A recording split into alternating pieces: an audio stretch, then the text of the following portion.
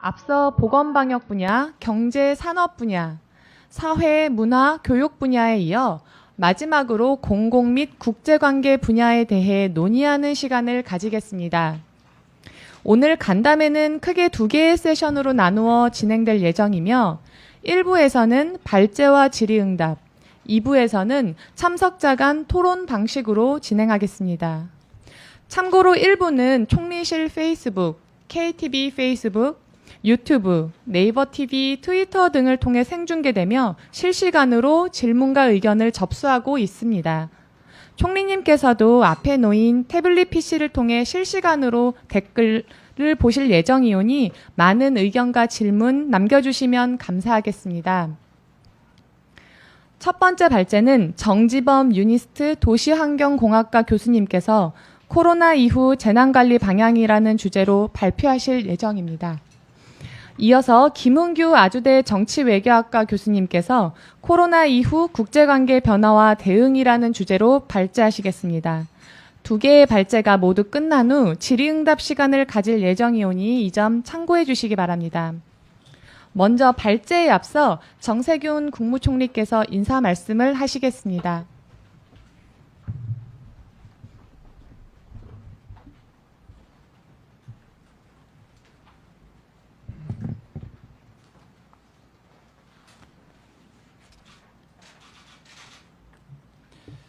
네, 여러분 반갑습니다. 6번에 걸쳐 진행된 코로나19 이후 새로운 일상을 위한 모교 대화, 오늘은 그 마지막 시간입니다. 우리 정부는 그동안 개방, 투명, 민주라는 3대 원칙에 따라 코로나19에 대응해 왔습니다. 위기 상황에서 개인의 자유를 일부 제한하면서도 국민적 동의를 바탕으로 민주주의의 기본 원칙을 끝까지 견지했습니다. 국민들께서는 양보와 배려의 마음으로 사회적 거리두기에 적극 동참하시면서 생활 속 민주주의를 실천해 주셨습니다. 지난 총선에서는 2,900만 명이 넘는 유권자가 참여해 66.2%라는 엄청난 투표율을 기록했으면서도 단 한 명의 확진자도 발생하지 않았습니다. 기적 같은 일이 벌어진 것입니다. 우리 국민의 성숙한 시민의식과 그리고 정부의 민주적 대응 방식은 대한민국의 국가적 위상과 국민의 자부심을 높였습니다. 위기 상황에서도 우리의 민주주의는 멈춤 없이 작동된다는 것을 여실히 보여주었습니다. K민주주의라 불릴만 합니다. 해외 언론에서도 대한민국의 코로나19와의 싸움에서 민주주의의 힘을 보여주었다고 평가했습니다. 우리는 코로나19 위기 상황을 민주주의의 성숙이라는 기회로 전환시켰습니다. 우리가 투명성, 개방성, 신뢰성을 높여 민주주의를 강화하는 것이 국가 경쟁력을 높이는 길이라는 교훈을 얻었습니다.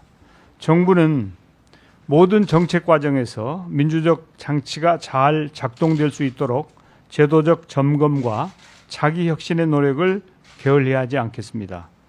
기업과 학교, 시민사회단체 등 사회 각 영역도 개방과 참여를 통한 민주적 운영 원리가 잘 구현될 수 있도록 앞장서 주실 것을 당부드립니다. 코로나19 이후 시대를 준비하는 것은 민주주의에 기반한 공정하고 정의로운 사회를 만드는 것과 다름 아니라는 말씀을 드립니다. 국제적으로는 코로나19 대응 과정에서 주요 국가들의 자국 우선주의, 신보호주의가 강화되고 있고 국제사회의 대립과 균열도 가시화되고 있습니다. 국제사회의 협력이 어느 때보다 중요한 이유입니다. 인간이 바이러스를 극복할 수 있는 길은 정보 공유와 연결의 힘이라고 생각합니다. 민족주의적 고립과 폐쇄가 아닌 글로벌 개방과 연대로 나아가야 하겠습니다. K-방역으로 쌓은 우리의 외교적 자산과 높아진 국제적 위상을 디딤돌 삼아 국제사회의 협력과 연대를 적극적으로 이끌어 나가야 합니다. 오늘 공공과 국제관계 분야 전문가분들을 모셨습니다. 모교 대화는 정부의 입장과는 상관없이 각계의 다양한 의견을 나누고 함께 대화하기 위해 마련된 자리입니다. 참석자 여러분께서는 가지고 계신 생각을 자유롭게 말씀해 주시기 바랍니다. 감사합니다.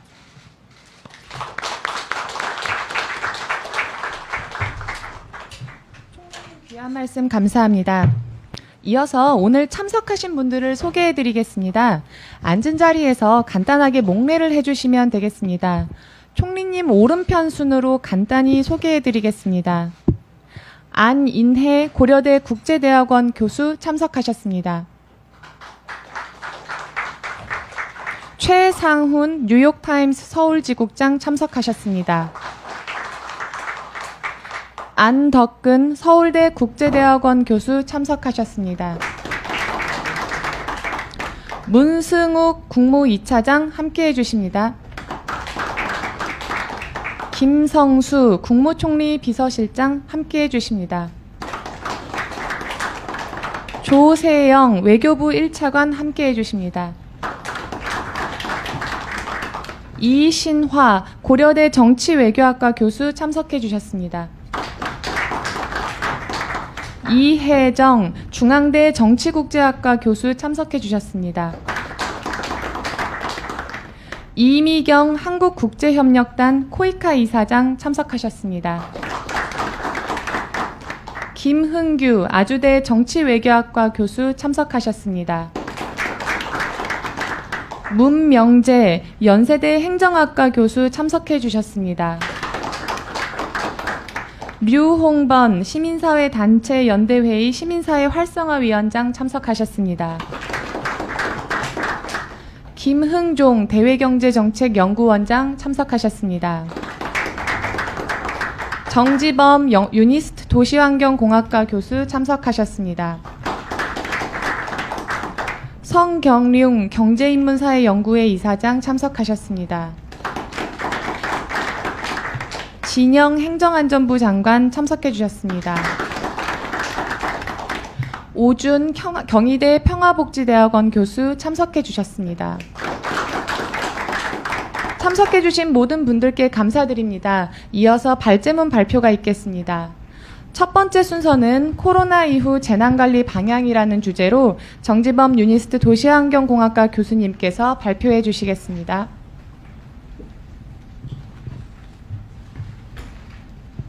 예, 안녕하십니까. 오늘 제가 원래 재난관리를 계속 연구를 했었고요. 그래가지고 코로나 이후에 재난관리 방향이 국내적으로 국제적으로 이제 어떤 식으로 가고 있는지, 그리고 여기에서 우리가 시사점을 얻어서 준비를 할 수 있는 것은 무엇인지에 대해서 말씀을 드리도록 하겠습니다. 이게 왜 안 되죠?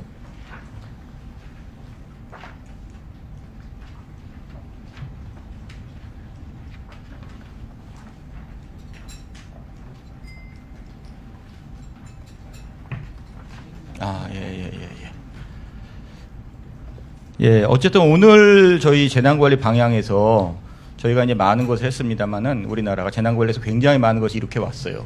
근데 그 중에서도 저희가 이제 앞으로 저희가 특히 저희가 이제 고민해야 될 키워드는, 저는 오늘 회복력과 포용이라고, 회복력은 리질리언스라고 보통 굉장히 많이 인기 있는 키워드로 전 세계에서 많이 활용이 되고 있고, 포용이라고 하는 단어도 역시 저희가 생각해 볼 만한 단어가 되겠습니다.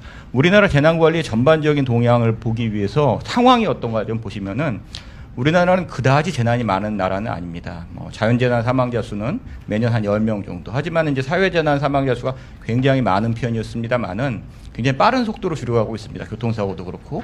다만 이제 산업재해 같은 경우는 예외가 되고 있습니다만, 빠른 속도로 줄여가고 있는, 저희가 행정안전부 국무총리실과 같이, 저도 이제 이거 2차, 3차, 4차 국가안전관리 기본계획을 이제 계속 이제 준비를 하고 같이 이제 작업을 했었는데요. 제 4차 국가안전관리 기본계획이 지금 우리가, 그리고 국무총리실에서 행정안전부에서 유지하고 있는 재난관리의 동향 중에 핵심적인 방향이라고 할 만합니다. 제 4차 국가안전관리 기본계획에서 핵심은 몇몇 가지 단어가 있지만 예전에 나오지 않았던 계획들로서 책임지는 정부, 함께 지키는 안전사회, 그리고 회복력이라고 하는 단어를 처음으로 이제 도입을 했습니다. 이전과는 다른 게 아무래도 이제 문재인 정부는 세월호 사고 이후에 안전 책임에 대한 국가적인 책임을 계획에 명시적으로 다뤘던 처음 이제 정부가 될 것 같고요. 포용이라고 하는 가치도 굉장히 중요하게 다루었던 그런 특징을 가지고 있습니다.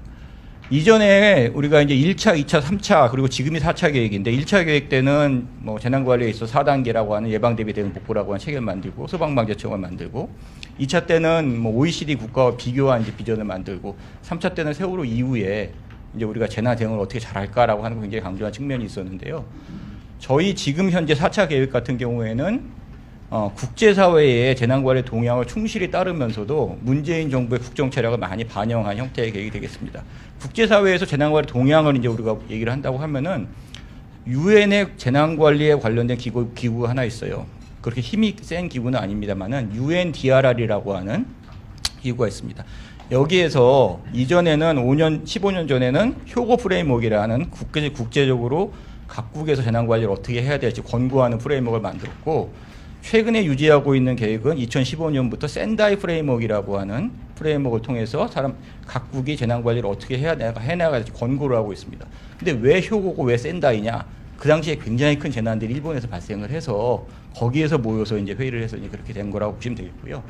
핵심적으로는 재난관리에 있어서는 지금 우리가 국제사회가 지향하고 있는 지속가능 발전 목표 SDG의 핵심 철학을 받아들이고 그리고 기후변화에 대한 적응과 완화에 대한 것들을 핵심 철학으로 같이 공유하고 있는 형태로 저희가 지금 국제사회 재난관리는 움직이고 있다라고 보시면 될 것 같습니다. 큰 틀에서 지속가능 발전이라고 하는 것을 핵심 목표로 두고 기후변화에 대응하면서 이미 알려진 위험들을 줄이고 새로운 위험을 예방하고 그렇더라도 재난에 우리가 피해를 당할 수밖에 없기 때문에 재난에 피해를 당하면은 빨리 회복하는 빌드백 베터라고 하는 개념을 지금 전 세계가 공유하고 있는 재난관리의 핵심 방향이라고 생각하시면 될 것 같고요. 우리나라도 역시 이제 그런 것들을 이번 4차 기본계획에 반영을 했습니다.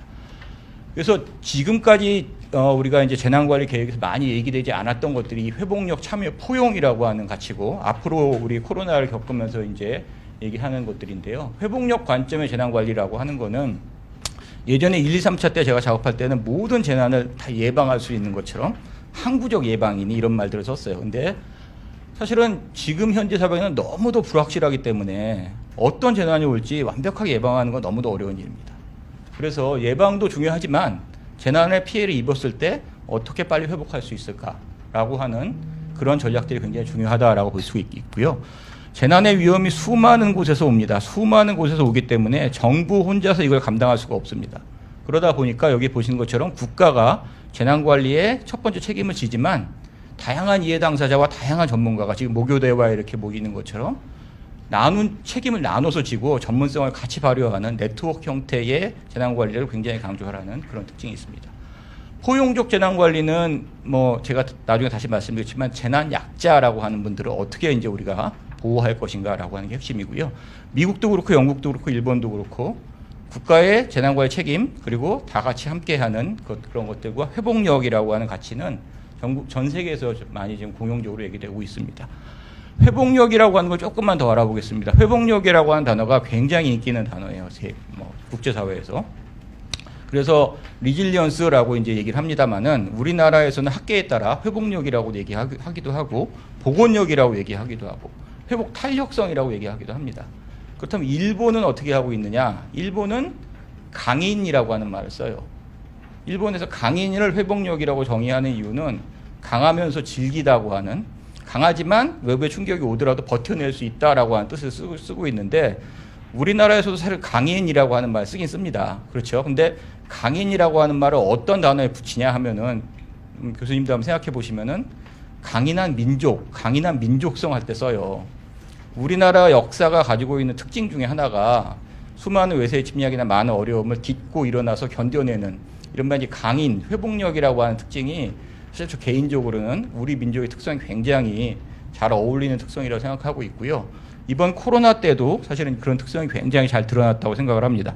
결국은 그래서 회복력 관점의 재난 관리를 한다고 하는 거는 페일 세이프, 그러니까 이제 실패하지 않는 게 아니라 세이프 투 페일입니다. 실패하더라도 안전한 거를 준비하는 게 핵심적인 것이 되겠고요. 이걸 통해서 더 나은 상태로 이제 회복할 수 있는 빌드백 베터라고 하는 개념을 생각하면 될 것 같습니다. 코로나19 때 이 코로나 사태에서 우리 사회가 어떤 회복력을 보였고 어떤 특징을 가지고 있었느냐라고 생각하면은 기억해 보시다시피 연수원을 생활치료센터로 바꾸고 주정을 손소독제로 바꾸고 국토부에서 개발한 스마트시티 플랫폼을 코로나 확진 역학조사 지원 시스템으로 활용하고 의약품 안전 서비스를 활용해서 마스크 오부제를 하고 온라인 교육을 하고 화상회의를 활성화하고 하는 것들이 너무도 빠른 시기에 너무도 빠른 속도로 이루어졌어요. 그 변화가. 사실은 이제 회복력이라고 하는 가치를 봤을 때 다기능성, 가외성, 모듈화, 연결성, 유연성 등이라고 하는 특징들이 사실은 굉장히 강조가 되는데 저희 사회가 이거를 굉장히 잘 해냈다라고 하는 거는 뭐 누가 보더라도 인정할 만하고요. 그래서 제가 생각할 때는 회복력이라고 하는 우리 민족의 특성이 면면하게 지금 모든 사람에게 가지고 있는 상황에서 어쩌면 당연할 수도 있는 일이 아니었나라는 생각도 좀 듭니다. 한편 이제 포용이라고 하는 가치를 놓고 본다고 하면은 우리나라가 포용에 있어서는 지금까지 굉장히 좀 약한 측면들이 있었어요.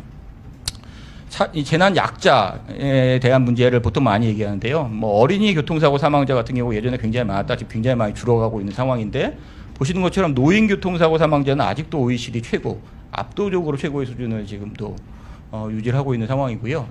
특히 심각한 게 산업재해라고 하는 측면에서 본다고 하면은 뭐 수직적 불평등 있으로 대기업과 중소기업 간의 차이, 그리고 원청 노동자와 하청 노동자, 외국인 노동자 이런 분들이 위험이 집중되는 현상들이 굉장히 만연이 되고 있고 특히나 신산업이 개편되고 IT가 발전해서 이른바 이제 플랫폼 노동자라고 하는 형태가 등장을 하고 있는데 뭐 2019년 민주당 한정희 국회의원 국감자료에서도 확인할 수 있듯이 18세에서 20세까지의 이 젊은 친구들의 사망자 중에 44%가 교통사고, 오토바이 교통사고로 죽었습니다. 배달을 하다가.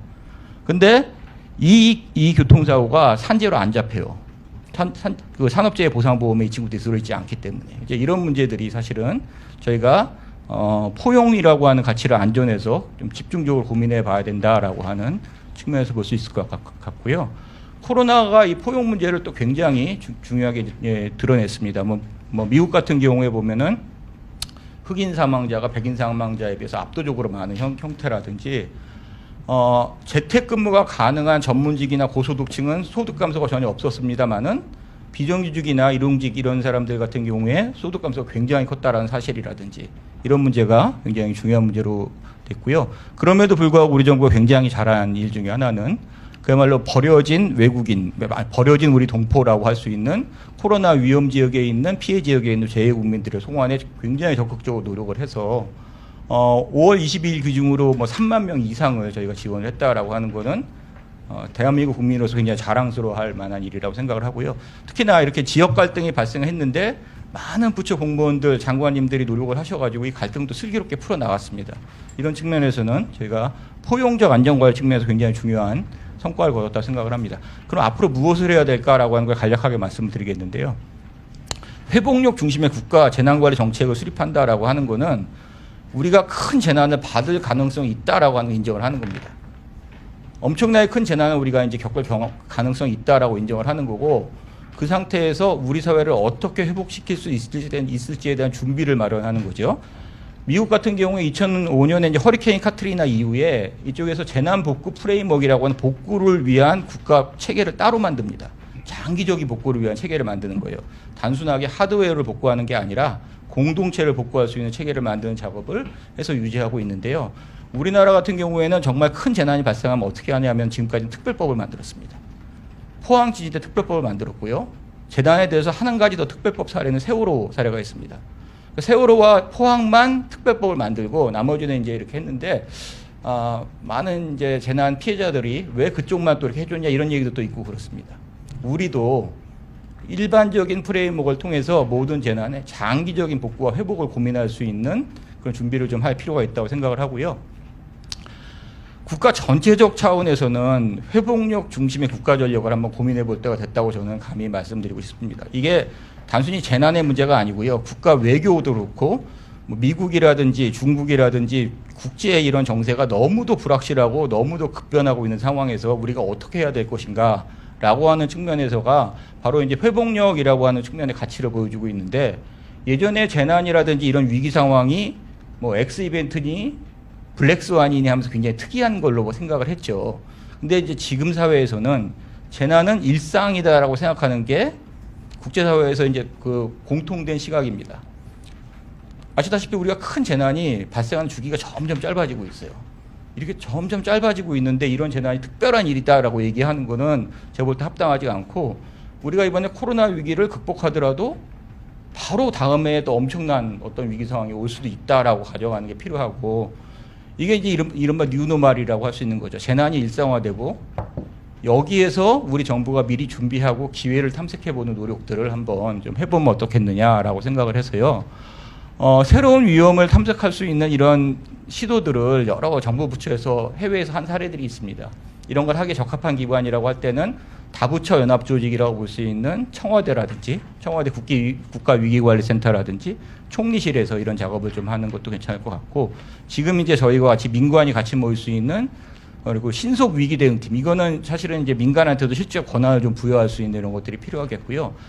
특히나 중요한 게 이러한 형태의 위기라고 하는 게 어떤 부처 위기가 되는 것이 아니라 종합적으로 이제 해서 종합적 대응, 협력적 대응, 융합적 대응, 협업적 대응이 굉장히 중요한 가치가 될 거라고 생각을 합니다. 그래서 저는 사실 이제 제가 행정연구원에 사실 오래 있으면서 뭐 평가라든지 이런 거 보면서 정말 안타까웠던 것 중에 하나가 칸막이식 부처 평가, 경쟁 평가, 부서 평가 이런 것들이 우리 정부가 움직이는 데서 큰 장애가 되는 것들을 많이 봤어요. 정보 공유도 안 되고. 그래서 과감하게 부처나 부서 경쟁 평가가 아니라 얼마나 협업을 잘했는지에 대해 평가를 할 수 있는 그런 노력들이 좀 필요하겠고요. 행안부에서 하고 있는 뭐 다수 부처 협업형 조직 관리라든지 뭐 이런 것도 저는 좋은 아이디어라고 생각을 하는데, 어쨌든 좀 근본적으로 이런 거를 좀 협업을 활성화할 수 있는 노력에 대한 고민이 좀 필요할 것 같고, 그런 면에서 중대보훈이라고 하는 게 장점이 있습니다. 우리가 중앙재난안전대책본부는 재난이 발생했을 때 다부처 협업을 할 수 있도록 하고 중앙과 지방 연결을 강화시키는 조직으로서 재난 발생했을 때 항상 굉장히 큰 효과를 얻었는데, 재난 발생했을 때만 운영하는 것이 더 나을까? 아니면은 아예 일상 조직으로서 재난뿐만 아니라 다양한 이제 국제 위기 상황이라든지 이런 것들을 대응할 수 있는 그런 상시 조직으로서 한번 운영해 보는 것은 어떨까라고 하는 그런 생각을 한번 해봤습니다.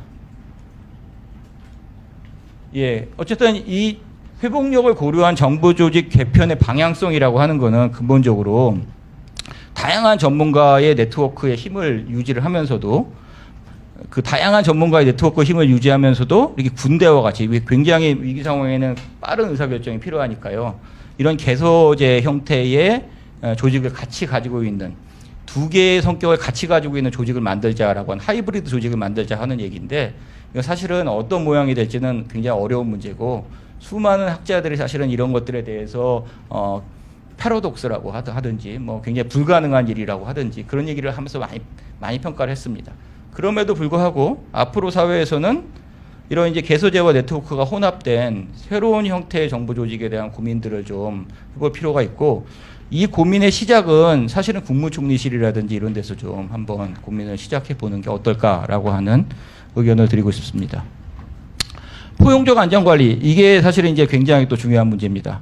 뭐 재난 취약계층에 대한 보호제도도 그렇지만은 지금 이제 우리 사회에서 일어나고 있는 걸 좀 보면은요. 예를 들어서 확진자 동선이 나옵니다. 확진자 동선이 나오면은 한 20일 정도 지나면 이제 그걸 없애요. 사생활 보호 때문에. 정부에서는 이걸 다 했다고 생각하지만 이 일을 제가 한번 이제 조사를 해봤습니다. 확진자 동선이 나오면은 지역에 있는 인터넷 커뮤니티에서 그게 공유가 돼요. 그 공유가 돼서 거기는 뭐 삭제하거나 그러지는 않겠죠. 그 인터넷 공유, 그 확진자 동선에 대해서 수많은 댓글들이 붙습니다. 다 뭐 저주와 혐오의 댓글들이죠. 그래서 한번 이걸 그려봤어요. 울산에 뭐 이제 저희 인터넷 카페에서 확진자들이 나온 다음에 그걸 공개를 하고 사용자들이 거기에 댓글을 붙이는 뭐 이런 식으로 해서 이제 GIS에다 올려봤는데, 그야말로 우리 사회에서 재난 피해자잖아요. 이 사람들도. 재난 피해자들한테 대한 혐오를 공간적으로 어떻게 나타나는지 이른바 혐오의 지도가 이제 만들어지는 걸 보고, 제가 이제 생각할 때는 재난으로 인해서 지역 공동체 이미지가 변화하고 그리고 사람들이 낙인화되는 이런 문제에 대해서는 정부가 좀 선제적으로 고민할 필요가 있습니다. 예를 들어서 유치원 교사 같은 경우에, 저희 집사람이 유치원 교사입니다. 유치원 교사 같은 경우에 만약 확진자가 뭐 됐다가 돼서 그분이 과연 복귀를 할 수 있을까요? 그 학부모들이 어떻게 사실은 취급을 할까? 이런 것들을 좀 생각을 해보면은 저희가 이 확진자들에 대한 어떻게 이제 이를 보호하고 낙인을 방지할까라고 하는 좀 선제적인 포용 정책을 좀 고민해 볼 필요가 있다고 생각을 합니다. 그래서 사실은 이런 문제들은 다양한 국가에서 다양한 기술을 통해서 한번 해결해 보려고 하는 노력들이 있었고요. 저는 이제 이런 개인들의 정보를 보호하면서 감염을 예방하거나 이렇게 하는 것들이 이른바 이제 디지털 뉴딜에 있어서 핵심적인 가치를 가지고 개발해 볼 만한 기술이고 정책이라고 생각을 합니다. 예, 저는 여기까지만 하겠습니다. 감사합니다.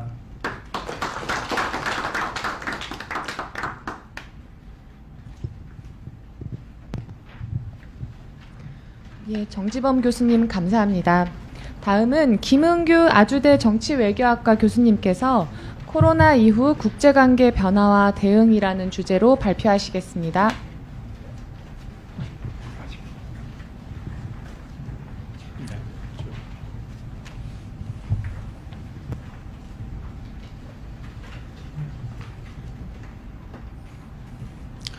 예, 아주대 김은규입니다. 우리 총리님께서도 말씀하셨지만 이 주제가 워낙 민감해서 이거는 제 개인의 견해고 우리 정부나 혹은 아니면 어떤 개인의 견해를 대변하는 것은 아닙니다. 지금 천하질서가 요동치고 있습니다. 우리는 기존에 노말이라고 했던 미국 중심의 그 자유주의적인 국제질서 안에서 정치적 안정을 이룩했고 경제적 번영을 이룩했고 그리고 그 안에서 오늘날의 우리의 이런 모습을 가져왔습니다.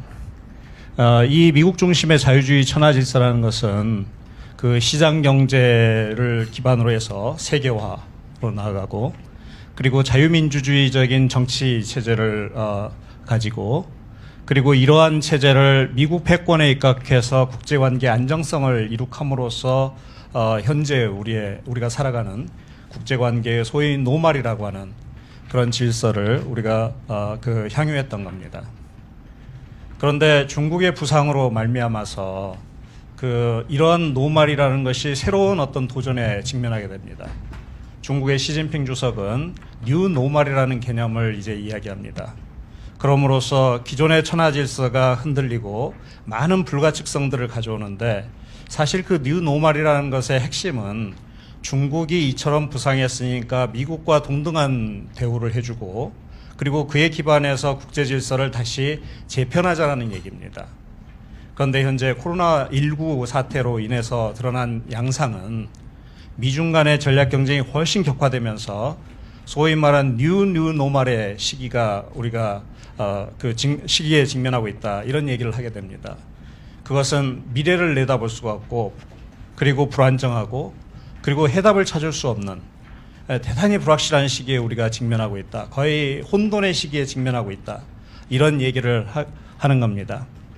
이런 미중 전략 경쟁이 도래한 원인은 크게 우리가 네 가지를 들 수 있을 겁니다. 첫 번째로는 2008년에 세계 달러 패권을 가지고 있었던 미국이 스스로 내부적인 금융 위기로 말미암아서 그걸 해결할 능력이 없고 그리고 그것을 결국은 이제 중국이라든가 다른 세계 G20 국가들과 함께 해결할 수밖에 없었던 그런 상황을 우리가 목도를 하면서 미국의 어떤 명성과 어떤 리더십에 큰 타격을 입었습니다.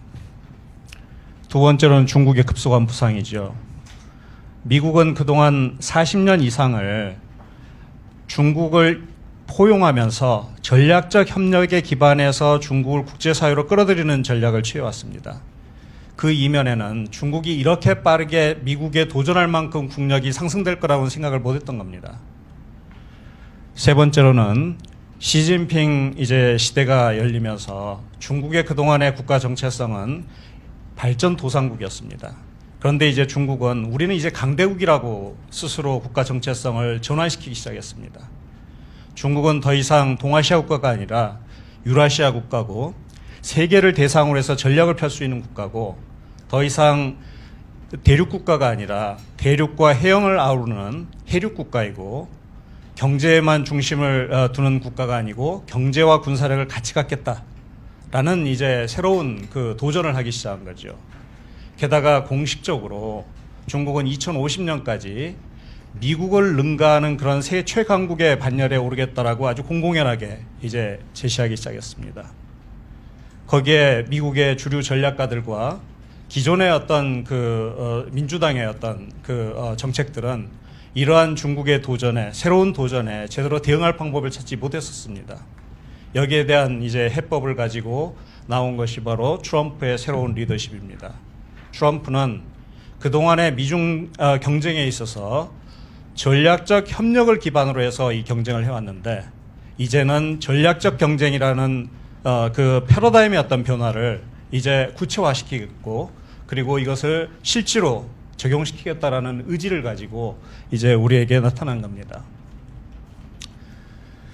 그 결과는 이제 미국과 중국은 각각 자국 중심의 새로운 가치 사슬을 구축하려는, 즉 세계를 천하를 양분하겠다라는 얘기를 공공연하게 이제 하기 시작했습니다. 그러면서 그동안 미국이 담당했던 세계의 공공재를 제공할 어떤 그런 국가도 사라지고, 어느 누구도 이제 국제 문제라든가 여기서 책임지고, 특히 이번에 코로나19 사태에서 보여지듯이 이 세계 문제에 대해서 어느 리더십도 찾을 수 없는 그 G0의 상태, 그리고 각국은 스스로 도생해야 되는 각자 도생의 시대에 우리가 직면하게 되는 겁니다. 시진핑은 아까 제가 말씀드린 대로 과감하게 이제 세계를 전략 공간으로 삼고 적어도 30년, 40년 이상의 그 시간대를 찾으면서 중국을 최고로 부상시키겠다라는 그 얘기를 하기 시작했고, 그것도 중국의 사회주의 방식에 입각해서 초강대국이 되겠다 이런 얘기를 하기 시작했습니다. 이에 대해서 미국 트럼프가 최근 들어서 이제 인도 태평양 구상이라든가 경제 번영 네트워크라든가 이런 것들을 이제 제시하면서 여기에 대해서 적극적으로 우리가 대응하겠다는 의지를 보여주기 시작한 겁니다. 바로 이러한 미중 전략 경쟁이 격화되는 상황 속에서 코로나19 사태를 우리가 맞게 되었습니다. 초기 사태는 여러분도 잘 아시다시피 중국은 스스로의 권위주의 체제를 문제로 말미암아서 그 정보를 숨기기에 급급했고, 그리고 초기 대응에 사실 우리 세계가 대응하는데 상당히 어려움을 겪었습니다. 그리고 여기서 나타난 중국의 낙후된 의료 체계의 어떤 실태를 보여줬고, 상대적으로 혐오스러운 어떤 중국의 음식 문화라든가 뭐 이런 것들이 강조됐습니다. 그런데 문제는 코로나19 사태가 진행되면서 중국은 빠르게 이 코로나 방역에 성공을 했고, 그리고 오히려 우리가 그렇게 영화에서 봤던 그 기적과 같은 의술을 행하고 그 놀라운 선진 의료 체계를 가졌다고 하는 미국과 서방이 훨씬 더 코로나 사태에 대해서 취약해지는 상황을 우리가 직면하게 되는 겁니다. 그리고 잘 알려져 있지는 않지만 중국은 세계 제4차 산업의 그 성과를 코로나 방역하는데 가장 적극적으로 활용한 국가였습니다. 바로 이렇게 되면서 중국의 상대적인 권위주의 체제의 어떤 방역 모델, 이 민주주의적인 방식 혹은 민주주의 국가의 어떤 체계에 대해서 훨씬 더 효과적으로 여기에 대응한 것이 아닌가라는 그런 물음까지도 제기되는 그런 상황이 되었습니다. 여기를 보시면 미국이나 중국이나 아마 1월 달부터 본격적으로 코로나 환자가 생기기 시작했습니다. 그런데 미국은 3월에서야 사실은 본격적인 조치를 취하기 시작합니다. 그래서 그 결과는 오늘날 미국이 코로나19로 인한 가장 그 큰 피해자가 됐습니다. 지금 제가 이걸 조사했을 때는 5월 25일이었는데 현재는 사망자가 그 미국에서 10만 명을 이미 넘어섰습니다. 그리고 확진자도 이제 아마 거의 200만 명에 가까워질 겁니다. 100만 명당 발생률을 보면 정말 5,091명이라고 그때 계산이 나오는데 다른 국가에 비해서 터무니없이 높은 수준에 있고 현재까지도 그 대응책을 제대로 사실은 찾지 못하고 있습니다. 이런 상황 속에서 미국 스스로도 당혹스럽고 세계도 상당히 놀라울 정도로 그런 상황에 처해 있습니다. 서방의 주요 국가들은 서로 도울 수 없는 그런 각자 알아서 살아야 되는 그런 상황에 도달했고, 미국의 리더십이 가장 필요한 시기에 사실은 미국의 리더십은 실종됐고, 그리고 아까 제가 말씀드린 대로 각자 도생에 몸을 내몰리는 그런 상황이 되었습니다.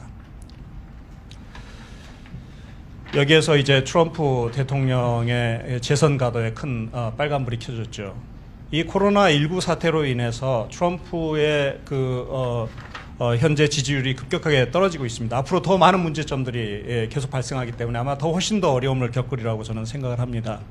여기에서 트럼프는 세 가지 주요 이제 그 정책을 저는 지지했다고 봅니다. 첫 번째로는 세계적인 가치 사슬에서 중국에 의존하는 이 가치 사슬이 얼마나 불안정하고 얼마나 많은 그 위험성을 가지고 있는지를 계속 부각시키면서 중국으로부터 탈동조화하고 미국의 주요 기업들로부터 그다음 전략기업 산업들에게 다시 미국으로 돌아와라 라는 얘기를 계속 이제 강조하기 시작했습니다. 그리고 세계에 대해서 중국에 의존하는 이 경제 구조가 얼마나 그 피해를 많이 가져오는지에 대해서 계속 얘기를 했습니다. 두 번째는 이제 물론 중국 책임론이죠. 중국 때문에 중국이 초기에 이것을 제대로 대응하지 못했기 때문에 이 세계가 이런 고통을 당하고 있다라는 것을 계속 강조했습니다. 세 번째로는 이제 여기가 상당히 우리로서는 주의해야 될 부분인데 중국의 권위주의 모델만이 부각되는 상황 속에서 그나마 서방의 모든 그 대응책이 무너진 상황에서 한국이 그래도 개방성과 민주주의적인 방식에 의해서 그리고 IT 산업을 제대로 활용하면서 이 코로나 방역이 비교적 성공적인 모델로 나타난 겁니다. 그래서 대비되는 모델로 계속 강조하기 시작했습니다. 그렇지만 이제 나중에 논의가 되겠지만 이거는 저는 양날의 칼이라고 봅니다. 그래서 이 부분은 우리가 상당히 신중하게 사실은 다뤄야 될 부분이 있다라는 생각입니다. 이 코로나19 사태를 보면서 중국은 두 가지 결론에 도달합니다. 첫 번째로는 미국은 중국의 생존을 결정할 역량이 이제는 없다라는 인식입니다. 두 번째로는 더 이상 중국의 생존이 미국과의 관계에 달려 있지 않다. 중국은 중국식대로 이제 가겠다라는 생각이 강화되었다고 생각합니다. 그러면서 미국과 전략 경쟁의 불가피성도 절감하고 있고, 물론 중국은 공식적으로는 미국과 원하지 않는 싸움이다라는 것을 계속 강조하고 있습니다. 왜 그러냐면 중국도 그만큼 취약성이 크기 때문입니다. 그럼에도 불구하고 중국은 코로나19 사태를 계기로 해서 오히려 적극적으로 자신의 영향력을 확대하고 대미 주도권을 확보하려는 기회로 삼고자 하는 움직임을 강화했습니다. 무려 세계 126개국에 대한 그 방역을 지원했고요. 그리고 잘 보면 코로나가 창궐했던 3월과 4월 시기에 세계의 모든 그 교통통신과 이 운송들이 급감하는 상황에서도 중국과 유럽 간의 열차 물동량 훨씬 증가했습니다. 그리고 동아시아와 중국이 추구하는 1대1로 연선의 국가들과의 그 물동량은 증가했습니다. 다시 말하면 중국의 자신 스스로의 그 어떤 가치 사슬, 자신 중심의 어떤 그 영역들은 훨씬 더 강화하는 조치들을 취하기 시작했다는 거죠. 그래서 그 오바마 행정부 시절에 피벗 투 에이시아 전략, 즉 나중에 리밸런싱 전략이라고 우리가 일컫는 그 전략을 했던 컬 캠벨은 이 코로나 바이러스 사태가 과거 미국과 영국 사이에 실질적으로 미국의 세계 질서에서 우위를 보여주는 사건이 된 1956년의 수에즈 모먼트가 될 수 있다라는 우려를 공식적으로 제기했습니다. 그러면 코로나19 이후에 중국의 발전 전략을 보자면 이번에 제19차 공산당 제3중전에서 리커창 총리의 정부 공작 보고를 보자면 중국은 이미 미중 전략 경쟁의 불가피성을 인식하고 이것이 장기적으로 갈 거다라는 것을 전제하고 결국은 내수 시장을 강화하고 그다음에 자국의 전략 산업을 자립화시키는 방향으로 집중하고 내구력을 강화하자는 것이 핵심이었습니다. 그리고 중국의 왕이 외교부장은 이러한 탈동조화 그리고 전략 경쟁이 시화되는 상황에서 이제 중국은 미국의 눈치를 더 이상 보지 않고 스스로 강대국화하겠다라는 것을 공공연하게 이제 이야기하기 시작했습니다. 그것은 바로 홍콩 보안법을 통과시킨 거죠. 이제는 더 이상 미국의 관심과 고려를 이제 하지 않겠다. 그리고 중국의 핵심 이익을 건드린다면 우리는 어떠한 대가를 치르더라도 그렇게 그것을 반격하겠다라는 얘기를 하고 있습니다. 그러면서도 미국에 대해서는 여전히 나를 너와 똑같은 동등한 위치로 대해달라는 새로운 강대국 관계를 제안하고 있고 중국이 최근에 자랑하고 있는 이제 소위 말한 4차 산업혁명의 어떤 성과라든가 그 다음에 온라인 이걸 활용한 클라우드 디플로머시를 이제 제안했습니다. 그리고 중국이 세계의 구원자로 나타나는 그 전랑이라는 영화가 있는데 마치 그러한 외교를 이제 중국이 하겠다라는 의지를 보여주고 있습니다. 자, 그러면 코로나19 이후의 미중 관계는 제가 보기에는 트럼프의 재선의 불확실성은 점점 커지고 있다고 생각합니다. 상당히 어려운 상황에 지금 직면하는 거죠. 그래서 이제 저희한테 G11 혹은 G12의 그 제안이 이제 나온 배경이기도 합니다. 두 번째로는 우리 일각에서는 코로나 사태로 인해서 시진핑의 어떤 정치적 지위가 대단히 어려워지는 게 아니냐라는 보도가 많이 있었는데 제가 보기엔 그 반대라고 합니다. 반대라고 생각합니다. 어려운 시기에는 사실은 국민들은 지도자와 함께 하는 그 랠링 이펙트가 있습니다. 거기에다가 시진핑은 2050년까지 중국이 초강대국화하는 세계 전략을 제시했고 구체화시키고 있습니다. 실행에 옮기고 있습니다. 미국마저도 두려워하고. 그리고 중국 내부에는 시진핑을 제거할 만한 어떠한 그 정치적인 대안 세력도 없습니다. 그런 차원에서 보면 시진핑의 그 세력 기반은 훨씬 더 강화될 거고, 그 다음에 시진핑이 제안했던 그러한 정책들은 앞으로 더 그 조직적으로 그 진행될 가능성이 커졌다라는 생각이 듭니다. 그리고 세 번째로는 우리가 아무도 주목하지 않는 사실 중에 하나가 사실은 코로나 사태로 인해서 미중 간의 경제 격차가 더 축소될 전망이라고 저는 보고 있습니다. 이거는 최근 IMF의 그 자료에 의거해서 제가 말씀드리는 건데, 코로나 사태로 인한 최대의 피해 국가는 미국입니다. 그리고 그 경제는 어디까지 내려갈지 지금 아직 시면을 알 수 없을 정도로 지금 타격을 입고 있고, 그러면서 기존의 코로나 사태 이전에 중국은 2030년대에서 35년 정도에서 미국의 경제력을 따라잡지 않을까라고 하는 것이 세계 거시경제기관의 일반적인 예측이었습니다. 그런데 그 시기가 훨씬 더 단축될 가능성이 충분히 커졌다라는 것이 저의 판단입니다. 그리고 네 번째로 이제 놀라운 사실은 우리는 중국이 세계적으로 고립되고 있다는 얘기를 주로 많이 듣고 있는데, 사실은 유럽의 최근 여론 동향을 보면 미국에 대단히 불리한 방향으로 전개되고 있는 것이 유럽의 그 오피니언 폴의 결과입니다. 이거를 잠깐 설명하자면, 보시다시피 미국은 그 2020년에 마이너스 5.9%를, 이건 IMF 통계입니다. 자료입니다. 중국은 아마 인도와 더불어서 유일하게 거의 세계에서 그 플러스 경제를 여전히 유지하는 그런 경제가 아닐까. 심지어는 중국의 그 전국인민 대표대의 그 내용을 보면 구체적인 금년도의 경제 발전의 목표를 정하지는 않았지만 그 내용을 분석해 보면 중국은 한 4.0% 정도 수준에서의 경제 발전을 전제하고 있는 것이 아닌가라는 분석이 있습니다. 그리고 다음에 이제 그 2021년의 경제 발전 속도를 보면, 이거는 코로나 바이러스가 어느 정도 억제된다는 전제하에서 보면 미국은 4.7, 중국은 여전히 그 2배입니다. 9.2%. 이렇게 본다면 미중 간의 경제력의 격차는 훨씬 빠르게 줄어들고, 이것이 이제 그 가속도가 붙는다면 우리가 생각했던 것보다는 훨씬 더 중국이 그 규모에 있어서 미국을 따라잡을 가능성이 커졌다라는 것이 제 판단입니다.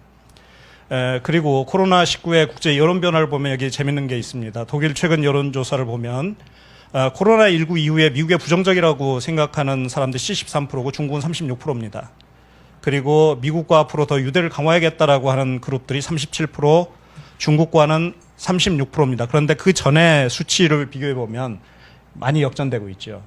그리고 영국과 이태리, 프랑스의 그 여론조사를 보면 비슷한 결과가 나오고 있습니다. 그것이 이제 상당히 우리가 또 주목해야 할 만한 또 다른 변화입니다. 그래서 제가 보기에는 G11에서 이제 우리 대통령께서 가시기로 했는데, 우리가 많이 걱정하는 것이 이제 다 모든 국가들이 함께 그 반중 정선에 이렇게 서는 것이 아니냐라는데, 제가 보기엔 걱정할 필요는 없을 것 같습니다.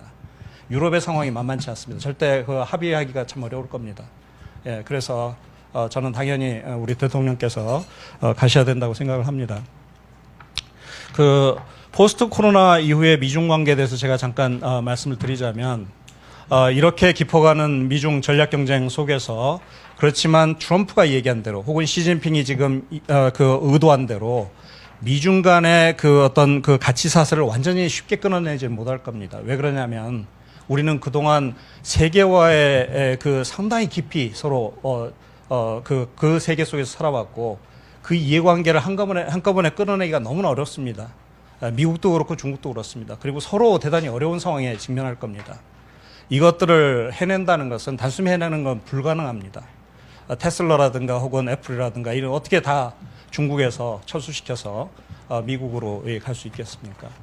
그래서 서로 간의 그 탈동조화의 그 노력은 지속되고 경쟁이 위주가 된 세계가 지속되겠지만 그거는 상당히 중장기적으로 진행될 상황일 겁니다. 여기에서 그리고 또 하나는 글로벌 이슈들, 그러니까 미국이나 중국이 독자적으로 다룰 수 없는 글로벌 이슈들이 너무 심각하게 지금 기후변화라든가 테러라든가 그건 중국의 문제이기도 하지요. 미국의 문제이기도 하고 이런 것들은 결국은 협력하지 않을 수가 없을 겁니다. 이 코로나 바이러스도 앞으로도 결국은 그렇고 따라서 제가 보기에는 각국은 스스로 탈동조화를 전제하면서 계속 자기 중심의 가치 사슬을 만들어 나가면서도 일정 부분에 있어서는 협력을 같이 하지 않을 수 없는 경쟁 위주의 어떤 그 경쟁과 협력의 복합 체제가 당분간 계속 지속될 거다. 그런데 이제 우리에게 문제는 미국이 생각보다 빠르게 아마도 그 중국을 군사적으로 견제하기 위한 그 중거리 탄도미사일의 배치라든가 이런 이슈들을 끌고 나올 가능성이 저는 대단히 크다고 봅니다. 그러면 세계는 폭풍의, 특히 동아시아는 폭풍의 지역으로 들어가게 돼 있습니다. 그것이 이제 우리에게는 더 당면한 아마 문제가 될 거고요. 그러면서 결국 우리가 직면할 것은 미중 양측으로부터 압박이 엄청나게 가중될 겁니다.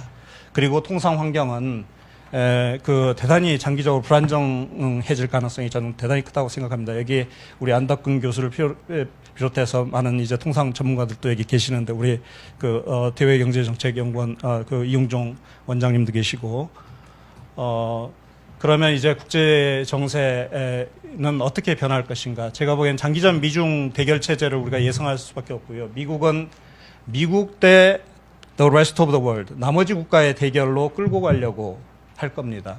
그래서 G11이 이제 사실은 그런 의미를 담고 있고요.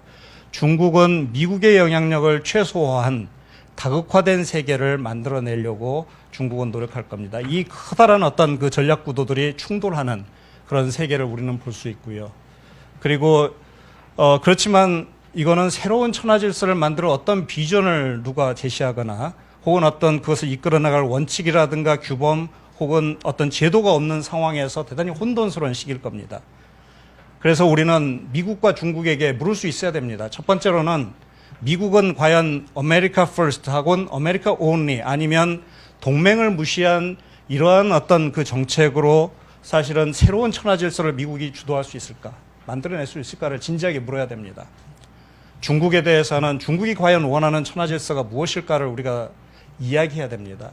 과연 과거 위계질서에 입각해서 주변으로 그 위계질서를 확대해 나가는 9년제에 입각해서 확대해 나가는 진나라와 한나라 시대의 그런 모델을 천하질서라고 생각하는지 아니면 자신의 힘의 어떤 한계를 인식하고 세력균형을 추구하면서 그렇지만 예술과 경제에 있어서는 중국 역사상 가장 번영했던 송나라의 모델을 따를 건지 또 하나는 스스로 자신의 천하질서에 만족하고 내가 최고다. 그 폐쇄된 공간 안에서의 내가 최고다라고 선언하면서 다른 세계와의 절연하는 독자적인 자신의 어떤 세계를 구축하는 명나라의 천하질서 모델을 따를 건지 우리는 진지하게 중국에게 질문을 할 필요가 있다는 생각입니다.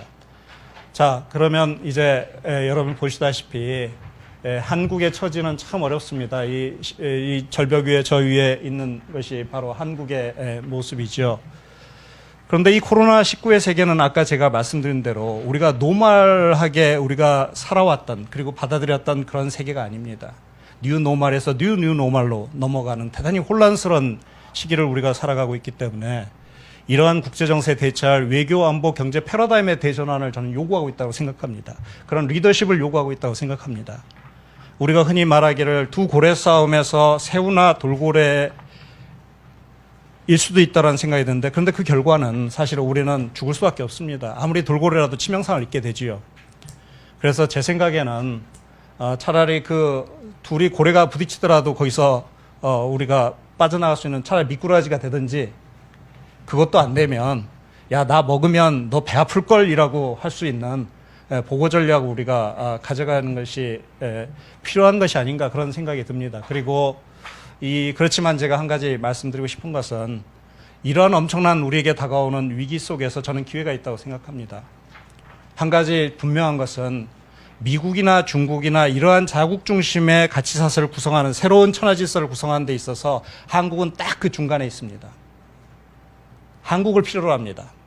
미국은 한국을 린치핀이라고 했지만 중국의 입장에서도 한국은 린치핀입니다. 따라서 압력이 그만큼 크겠지만 동시에 한국에 대해서 도움을 필요로 하고 한국과 같이 하고자 하는 그 어떤 그 동기도 대단히 강할 겁니다. 특히 한국은 반도체라든가 IT 칩이라든가 이 전략적 또 어떤 산업 능력을 우리가 아직 가지고 있다고 생각합니다. 적어도 몇 년에 우리에게는 그 공간이 열려 있고 그것은 미국과 중국이 우리를 필요로 하는 시기입니다. 따라서 이것을 어떻게 활용해서 이 위기를 기회로 전환시킬 수 있을 것인가. 이러한 고민들이 여기에서 이제 우리가 그 해답을 찾아야 된다고 생각합니다. 한국은 K 모델이라고 우리가 할 수 있지요. 산업혁명을 성공시켰고요. 그리고 민주화를 성공시켰고 K-팝 전 세계를 열광하게 했습니다. 이번에 K 방역까지. 바로 이러한 한국의 성공 스토리들을 모아서 우리의 외교, 그다음에 우리의 경제에 어떻게 이런 위기의 시기를 어떤 기회로 전환시킬 수 있을지를 해나가는 그 능력은 제가 보기 일단 우리 리더십에서 대단히 찾아야 된다고 생각합니다. 그래서 우리 훌륭한 리더십과 그리고 끊임없이 우리가 국제관계를 같이 따라가지 않을 수가 없습니다. 옛날에 했던 패턴과 옛날의 그 모델로는 새로운 이 상황 속에서 답을 찾을 수가 없습니다. 그래서 수동적이고 그리고 편승형의 어떤 그런 외교 전략, 안보 전략, 경제 전략 가지고는 답을 찾을 수가 없습니다. 그렇다고 이게 답이라고 하는 것도 저는 답이 아니라고 생각합니다. 왜냐하면 아무도 모르기 때문에.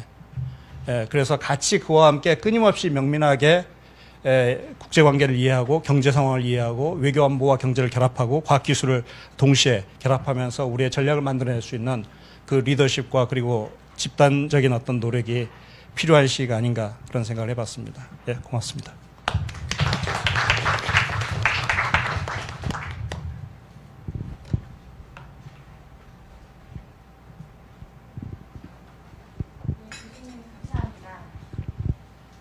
저희가 지금 페이스북으로 생중계를 하고 있습니다. 페이스북과 유튜브 등을 통해서 댓글로 많은 분들께서 응원과 뭐 정책적인 건의사항이라든지 아니면 발제해주신 교수님들 두 분께도 질문사항이 일부 접수되었습니다. 그래서 몇 가지 소개를 해드리겠습니다. 첫째로 이제 의견이 한 4가지가 있는데요. 재난 대응의 최優일선에서 일하는 공무원들에게 대해서도 총리님께서 신경을 많이 써주시길 바랍니다라는 응원의 메시지가 있었습니다. 두 번째는 큰 틀에서는 국가적 재난 대응이 필요하지만 근본적으로는 국민 개개인이 스스로 조심하고 안전을 지켜야 한다고 생각합니다. 그러기 위해서 안전교육과 계몽이 지속적으로 이루어지면 좋겠습니다. 라는 의견이 있었습니다. 세 번째로는 저희 모교대화에 대한 응원인데요. 재난 국제관계 주제가 너무 좋습니다. 나중에 좀 더 심도 있는 대화를 나눌 수 있는 기회도 필요할 것 같아요. 라는 의견입니다. 저희 정세균 총리님과의 모교대화는 앞으로도 쭉 계속될 예정이니 많은 기대해 주시기 바랍니다. 네 번째로는 건의사항인데요. 미중 분쟁이 심화되는 시기에 우리가 어떤 자세를 취할지 자세하게 드러낼 필요는 없는 것 같습니다. 조용히 우리의 실리를 추구하는 방향으로 나아가야 하지 않을까요? 라는 의견도 있었습니다. 이어서 발제해 주신 교수님 두 분께 들어온 질문을 소개하겠습니다. 제가 2개를 우선 정지범 교수님께 질문 드리겠습니다. 재난 대응에 민간이 가진 자원을 활용할 수 있는 체계를 만들어야 된다고 생각하는데 방법이 무엇인지 궁금합니다. 예, 이미 행정안전부에서 뭐 DRSS라고 올해 재난 상황에서 꼭 필요한 이제 굉장히 수요가 많거나 이런 것들 지정해 놨어요. 항목들을 다양한 항목들을 지정해 놓고 민간에서 이게 누가 가지고 있는지 이런 걸 이제 조사하고 근데 이런 작업들을 이제 시작하고 있는데 지금 아직 뭐 시작 단계입니다. 근데 말씀하신 것처럼 저희가 이런 전염병 상황이나 이런 상황에서 보면은 굉장히 어떤 물자에 대한 수요가 뭐 폭발적으로 증가할 가능성이 있어요. 그래서 이런 물자, 재난에 관련된 이런 전략 물자들에 대해서는 꾸준하게 관리를 하고 민간에 누가 가지고 있고 어떻게 하면 이거를 재난 상황에 같이 쓸 수 있을지에 대한 협약 같은 것도 미리 준비하고 이런 것들이 꼭 필요합니다. 굉장히 좋은 질문 해주셨습니다. 네, 감사합니다. 예, 교수님 답변 감사합니다. 김은규 교수님께도 질문 소개해드리겠습니다. 미중 간 갈등이 심화될 경우 남북 관계는 더 악화될까요? 라는 질문입니다. 예, 그 미중 전략 경쟁이 점점 격화되면 격화될수록 저는 남북 관계 특히 비핵화는 점점 어려워진다고 생각합니다. 사실은 좀 우리 총리님이나 다른 분들이 불편하실 수도 있는데 저는 이미 2018년부터 미중 전략 경쟁이 격화될 가능성이 대단히 크고 그렇게 되면 비핵화 이슈는 실종될 거고 앞으로도 아마 비핵화 이슈는 미국과 중국의 어느 국가도 정책의 우선순위로 가지 않을 겁니다. 이것을 어떻게 미중 전략 경쟁에 활용할까가 오히려 더 관심일 겁니다. 북한 역시 그 전략적 방향을 아마 수정했을 겁니다. 왜 그러냐면 이런 미중 전략 경쟁이 격화되는 상황 속에서 북한이 새로운 어떤 시도를 한다는 것은 대단히 모험적입니다. 그걸 할 수가 없을 겁니다. 그래서 가장 소극적이고 가장 자신의 생존을 우선으로 한 전략을 통해서 그것을 가지고 점차 이제 확대해 나가는 전략으로 이미 전환을 했다고 저는 생각을 합니다. 그것은 첫 번째는 자력갱생입니다. 미국과의 관계에서 어떤 걸 얻어낼 가능성이 별로 없고 그다음 위험하기도 하고 그렇다고 중국과 러시아가 전적으로 국제 현재 레짐을 넘어서서 지원해 줄 가능성도 없다라는 생각을 했을 겁니다. 그래서 자력갱생이 우선이고 두 번째는 한국에 대한 그리고 주한미군에 대한 자신의 어떤 대군사력의 우위 혹은 방어 불가능하게 하는 그것을 이제 아마 가지고자 할 겁니다. 핵무기도 계속 강화시킬 겁니다. 세 번째가 이제 중국과 러시아와 우호적인 관계를 가지는 것처럼 할 겁니다. 예, 그 세 가지를 중심으로 해서 스스로 이 어려운 상황을 돌파해 나가고 그리고 한반도에 있어서 어떤 세력의 어떤 변화를 꾀하고 궁극적으로는 우위로 점하겠다라는 전략적 그 목적을 가지고 있을 거고요. 그런데 문제는 이러한 그 북한의 전략적 방향을 미국과 중국이 전환시키기는 어려울 겁니다. 왜 그러냐면 수단으로서 활용해야 되기 때문에. 그래서 우리는 더 어려운 상황에 처하게 되는 겁니다. 갑자기 어려운 질문 드렸는데도 두 분 교수님께서 잘 대답해 주셔서 감사드립니다. 어느덧 1부를 좀 마무리할 시간이 되었는데 혹시 참석자분들께서 발제하신 교수님들께 질문사항이 있으시면 질의 부탁드리겠습니다.